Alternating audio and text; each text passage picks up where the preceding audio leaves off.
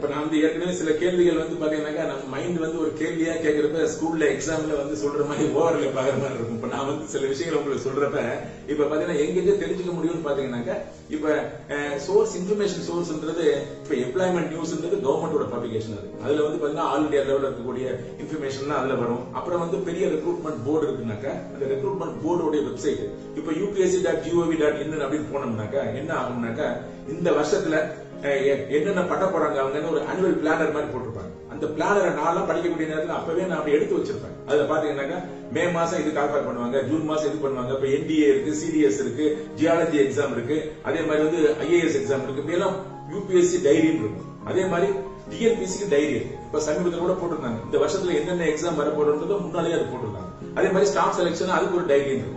அப்ப அதுக்கான மேகசின்ஸ் புத்தகங்கள்லாம் என்னன்றது வந்து பாத்தீங்கன்னாலும் அந்தந்த சம்பந்தப்பட்ட இடங்கள்ல அப்புறம் பழைய கொஸ்டின்ஸ் எல்லாம் எங்க கிடைக்கும் அப்படின்ற மாதிரி இப்போ ஒவ்வொன்றுக்குமே வந்து பாத்தீங்கன்னாக்கா நமக்கு எப்ப அப்ளை பண்ணணும்ன்றதுக்கும் வருஷம் முழுவதும் பிளான் பண்ண முடியும். அப்ப வந்து அந்த டைரின்றது அட்வான்ஸா அவங்க போட்டுருவாங்க. ஒரு சில வேலைகளுக்கு வேணா நமக்கு வந்து அதே மாதிரி இப்ப uniform service recruitment board, army நேவில உயர் பதவிகளுக்கு UPSC மூலியமா பண்ணுவாங்க. சோ அதெல்லாம் நம்ம பார்த்தோம்னாக்கா அந்த டைரியை பார்த்தோம்னாக்கா இப்ப இதுல இப்ப கால்குலேட் பண்ண போறாங்க, இது அப்ளை பண்ற டேட் அதுக்கு ஏற்ற மாதிரி பண்ணலான்றது தயார் நிலை இருக்கும். அது வந்து எம்ப்ளாய்மெண்ட் நியூஸ்ல பார்க்கலாம். அதே மாதிரி வந்து பத்திரிகைகளோட வந்து பாத்தீங்கன்னா எல்லா பத்திரிகைகளையும் வேலை வாய்ப்பு செய்திகள் வரும். அதே மாதிரி நம்ம ஆல் இந்தியா ரேடியோல கூட வந்து பாத்தீங்கன்னா அறிவிப்பெல்லாம் கொடுப்பாங்க பாருங்க, இந்த மாதிரி இந்த வேலைகளுக்கு அப்ளை பண்றவங்க பண்ணலாம் அப்படின்னு சொல்ற மாதிரி இருக்கும். அப்புறம் அது சம்பந்தமான இருக்கக்கூடியவங்களோட கான்டாக்ட் பண்ணிக்கிறது. அந்த வல்லுநர்களையோ சில பேர் நம்ம பக்கத்திலேயே வீட்டுல ஒருத்தர் இருப்பாரு, அவர் வந்து அங்க வேலை பார்த்துட்டு இருப்பாரு. அவர்கிட்ட கேட்டாக்கா ஆமாங்க நான் எல்லாம் இப்படிதான் வந்து தெரிஞ்சு போனேன் நானு, அப்ப இந்த மாதிரி பண்ணணும் அப்படின்னு சொல்றது. இப்படி யாரு நிறைய விஷயங்கள் வந்து பாத்தீங்கன்னாக்கா நம்ம ஒரு டிஜிட்டலாவும் பார்க்கலாம். அந்த ஆர்கனைசேஷன்ஸ் மூலியமா இருக்கக்கூடிய அந்த ரெக்ரூட்மெண்ட் போர்ட்ஸ் இருக்கு பாருங்க, அதுவே நிறைய தகவல்கள் சொல்லும். ஒரு 70% 80% ரெக்ரூட்மெண்ட் எல்லாமே வந்து இந்த பெரிய நிறுவனங்கள்ல பண்றதுல, பெரிய நிறுவனம்னா கவர்மெண்ட் நிறுவனத்தை சொல்றேன், அது எல்லாத்துக்குமே வந்து பாத்தீங்கன்னாக்கா அந்த ரெக்ரூட்மெண்ட் போர்டு மூலியமாவே பார்க்கலாம். இப்ப அது மாதிரி அப்புறம் வந்து சயின்டிபிக் இன்ஸ்டிடியூஷன்ஸ் இப்படி எல்லாம் இருக்கக்கூடிய வெப்சைட்டுக்கு போனோம்னா கூட அவங்க என்ன பண்றாங்க, அங்க என்ன மாதிரி வேலைகள் இருக்கு, அதுக்கு எப்படி இது பண்றாங்க. இப்ப CSIR இருக்கு, இங்க இருக்கக்கூடிய ஸ்கிரீன் இருக்கு, இது எல்லாமே வந்து பாத்தீங்கன்னா இந்த வெப்சைட்ல வந்து அவங்க போடுவாங்க. இந்த சயின்டிஸ்டுக்கு எங்களுக்கு இது வேணும், அது வந்து எம்ப்ளாய்மெண்ட் நியூஸ்லயும் வரும் அந்த மாதிரி. ஆனா நம்ம வந்து பறந்து பட்ட அறிவு வந்து நம்ம அந்த வேலைக்கு ஏற்ற மாதிரி பண்றதுக்கு என்ன பண்ணணும் அப்படின்ற மாதிரி அவங்க இம்ப்ரூவ் பண்ணிக்கணும். அது there is no single source வந்து பட் இருக்கிற சோர்ஸ்ல வந்து முழுமையா பயன்படுத்துறது நம்ம பண்ணாம இருக்கோம். இப்போ வந்து அடுத்தடுத்து என்ன வரப்போகுது அப்படின்றதுல ஒவ்வொரு TNPSCயோ UPSCயோ அதே மாதிரி SSCயோ இப்ப பேங்க் எக்ஸாம் சம்பந்தமான விஷயங்கள் RBI இருக்கு, ரிசர்வ் பேங்க் ஆஃப் இந்தியா இருக்கு. எனக்கு தெரிஞ்சு நம்ம ஸ்டூடெண்ட்ஸ் நிறைய பேர் குரூப் B ஆபீசரா வந்து வேலை கிடைச்சு போயிருக்காங்க. அதே மாதிரி வந்து அசிஸ்டன்ட் லெவல்ல இருக்கக்கூடிய ரிசர்வ் பேங்க் வேலை இருக்கு, நபார்ட்ல வேலை இருக்கு. நபார்ட்ல வந்து பாத்தீங்கன்னா அந்த ஆபீசர் லெவல்ல இருக்கக்கூடிய எக்ஸாம்ஸ் எல்லாம் இருக்கு. இந்த மாதிரி ஒவ்வொரு ஆர்கனைசேஷனுமே வந்து ஒரு ரெக்ரூட்மெண்ட் பேட்டர்ன் வச்சிருக்கு. ஆனா படிக்க வேண்டிய திறன் என்பது பாத்தீங்கன்னா எல்லாத்துக்கும் நான் சொன்ன மாதிரி subject based competency and subject neutral competency.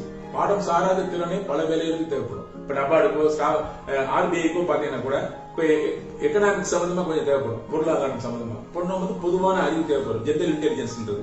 இது மாதிரி அந்த வேலைகளுக்கு ஏற்ற மாதிரி இப்ப ஒரே நேரத்துல 4 பேரை சமாளிக்கணும். இப்ப எல்லாம் வந்து பாத்தீங்கன்னா பேங்க்ல வந்து பிளெக்சிபிள் லேர்னிங் சொல்லுவாங்க, பிளெக்சி டைம் சொல்லுவாங்க.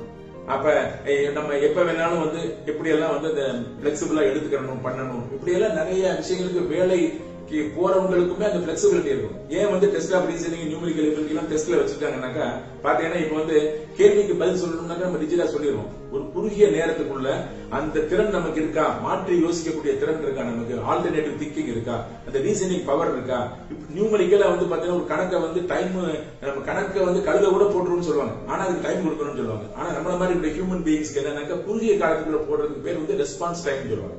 அந்த குறுகிய நேரத்துக்குள்ள யோசனை பண்ணி போடுறதுக்கு எப்படி பயிற்சி, இப்படி எல்லாம் வந்து நிறைய ஈவன் வந்து ஆப் எல்லாம் இருக்கு, நிறைய வந்து போட்டு பாக்குறது, அப்புறம் குரூப்பா படிக்கிறது. இந்த ஸ்டடி சர்க்கிளுடைய முக்கியமான பலனே இதுதான். நிறைய பேருக்கு எப்பப்ப வேலை வரும்னு சொல்றது, அவங்க குரூப்பா படிக்கிறது, அப்புறம் உட்கார்ந்து பிராக்டிஸ் பண்ணி பாக்குறது, இப்படி எல்லாம் பண்ணக்கூடிய பன்முக திறன்கள் இருக்கிறது. கியூமுலேட்டிவா வந்து ரிசல்ட் ஓரியன்டட். அப்ப கிடைக்காம போறப்ப கூட ஒருத்தர் வர்க்கத்தை ஷேர் பண்ணிக்கிறது, அது மூலியமா திருப்பி ட்ரை பண்றது.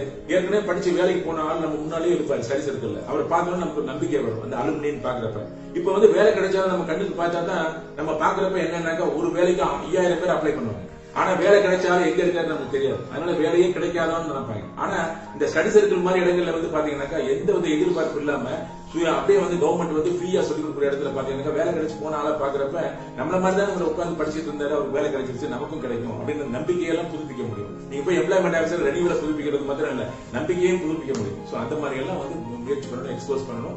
இது வந்து கேரியர் இன்ஃபர்மேஷன் அங்கேயுமே தெரிஞ்சுக்கலாம். அந்தந்த குரூப்பா இருக்கிறவங்களுக்கு எப்ப கால் பண்ணுவாங்க என்னன்னு தொடர்ச்சியா தெரிஞ்சுட்டே இருக்கும். அந்த நெட்வொர்க் அதுல இருக்கும். அதான் விவசாயம்னா விவசாயம் சார்ந்த ஒரு இது இருக்கிற மாதிரி, வேலைன்னா வேலை சார்ந்த ஒரு குரூப் ஆஃப் பீப்புள் வந்து ஒவ்வொன்றும் ப்ரிப்பேர் பண்ணுவாங்க. சோ அவங்களோட நம்ம கான்டாக்ட் வச்சுக்கணும். ஆமா, அது எல்லா வேலை வாய்ப்பு அலுவலகத்திலும் இருக்கு.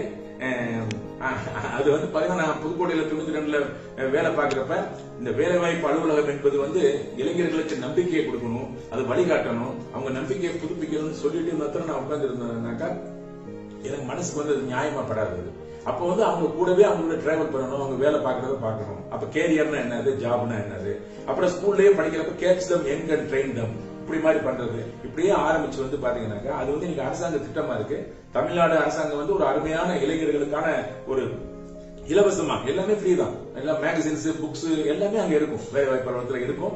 அது நான் வந்து திருச்சியில இருக்கிறப்ப பாத்தீங்கன்னா பஞ்சாயத்து யூனியன்ல கூட முதல்ல கவர்மெண்ட் டெவலப் பண்ணிருந்தாங்க. ஆனா பையன்களுக்கு ஒரு ஆர்வம் வந்து சஸ்டெயின் பண்ணிருந்தாக்கா யூனியன் லெவல்ல இருந்தது. இப்ப வந்து ஒவ்வொரு மாவட்டத்திலையும் படிப்பு மையம்ன்றது இருக்கு. அதே மாதிரி நான் அங்க வேலை பார்க்கிறப்பயோ இப்ப இங்க அழகப்பா பல்கலைக்கழகத்துல கூட வந்து பாத்தீங்கன்னாக்கா ஸ்டடி சர்க்கிள் ஒண்ணு இருக்கு. அதுல நிறைய பேர் இந்த குறுகிய காலத்துல நான் இங்க வந்து சில ஆண்டுகள் தான் ஆச்சு. ஆனா இங்க கூட வந்து இப்ப நிறைய பேர் வேலை கிடைச்சு எங்க சுத்தி பாத்தீங்கன்னா எங்க பார்த்தாலும் இளைஞர்கள் படிச்சவங்க இருக்காங்க. அவங்க வந்து இந்த அலுமினியா இருக்காங்க. புதுக்கோட்டையில நான் 92 ஆரம்பிச்சது இன்னைக்கு வந்து பல பேர் வேலை கிடைச்சு போயிருக்காங்க. விருதுநகர்ல வேலை பார்த்தேன், திருச்சியில வேலை பார்த்தப்ப வந்து பெரிய பெரிய வேலைகளுக்கு எல்லாம் IAS IPS இந்த மாதிரி நீங்க சொல்றீங்க பாருங்க, அந்த வேலையில எல்லாம் நிறைய பேர் அங்க படிச்ச பையங்க போயிருக்காங்க. அப்ப அவங்களெல்லாம் பாக்குற மற்றவங்களுக்குமே ஒரு நம்பிக்கை வரும். இது வந்து ஒரு உளவியல் ரீதியான ஒரு குரூப் டைனமிக்ஸ் சொல்லுவாங்க. நம்ம வந்து ஒரு கோச்சிங் சென்டர்ல போய் படிச்சோம்னாக்கா அதுக்கு அடுத்த கோச்சிங் அடுத்த ஆள் வந்துருவாங்க, அதுக்கு அடுத்த ஆள் வந்துருவாங்க. இங்க அப்படி கிடையாது. அந்த பகுதியில் இருக்கக்கூடிய பயிர்கள் தொடர்ச்சியா வந்து அவங்க வர்றது, வேலை கிடைச்சவங்க தாய் வீட்டுக்கு வர்ற மாதிரி அவங்க வர்றப்ப மற்றவங்களை பாக்குறது, இப்படியே வந்து இது ஒரு வித்தியாசமான பரிமாணம். இது வந்து இன்னும் கொஞ்சம் வந்து நிறைய பேருக்கு விழிப்புணர்வு வரணும். அவங்க அந்த படிப்பு மையங்களை பயன்படுத்திக்கணும். அவங்க கவலைகள் சந்தோஷங்கள் எல்லாத்தையும் ஷேர் பண்ற ஒரு பிளாட்ஃபார்ம் தான் இந்த ஸ்டடி சர்க்கிள். இதை பார்த்துட்டு நான் டெல்லியில வந்து எங்களுடைய வேலைவாய்ப்பு துறையில இருந்து நான் அங்க போய் மற்ற மாநிலங்கள்ல எப்படி பண்ணலாம்ன்றது நிறைய சொல்லியிருக்கேன். அதை பேஸ் பண்ணி கர்நாடகால இருந்த டீம் எல்லாம் நம்ம திருச்சிக்கெல்லாம் வந்தாங்க. இப்ப மகாராஷ்டிரால இருந்து கூட விசிட் பண்ணாங்க. சோ ஃபியூச்சர்ல வந்து இளைஞர்களை வந்து வேலைக்கு மாத்திரம் இல்லாம சுய தொழில இருந்து தனியார் துறை வேலை வாய்ப்பு இந்த மாதிரி பன்முகத்துக்கும் பயன்படுத்தக்கூடிய ஒரு களமாக இந்த ஸ்டடி சர்க்கிள்ன்றது நான் வந்து ஒரு மேனுவல் எல்லாம் போட்டு ஒரு டைம்ல நிறைய நான் அதை எக்ஸ்பிளைன் பண்ணிருக்கேன். கவுன்சிலிங் கொடுக்குற மாதிரி இருக்கிறதெல்லாம் அது இன்னும் அவங்கவுங்க பல நிலைகள் இப்ப பண்ணிட்டு இருக்காங்க வேலை வாய்ப்பு அலுவலகத்துல. சோ அதெல்லாம் தான் இந்த ஸ்டடி சர்க்கிள் சொல்றது.